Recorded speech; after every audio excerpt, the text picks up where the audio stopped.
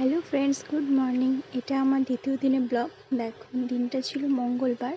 সকালবেলা ঘুম থেকে উঠে দেখছি বৃষ্টি। খুবই ভালো লাগলো দেখে। তারপর আমি স্নান টান করে পুজো টুজো দিয়ে নিয়েছি। তারপরে দেখো, মেয়ের জন্য একটা মাছের ঝোল করছি, খুবই হালকা পাতলা ঝিঙে দিয়ে আলু দিয়ে মাছের ঝোল।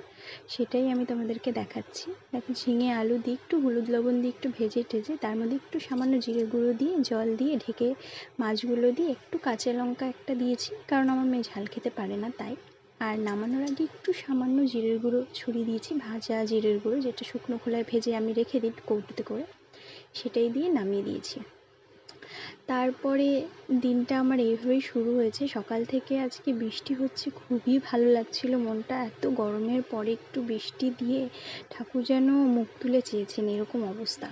তারপরে আমার এই রান্নাবান্না হয়ে ঘর গ্যাস ট্যাস মুছে ঢাকা দিয়ে রেখেছি, কারণ গ্যাসটা ঢেকে রাখলে দেখবে ভালো লাগে, আমার পরিষ্কার থাকে অ্যাকচুয়ালি।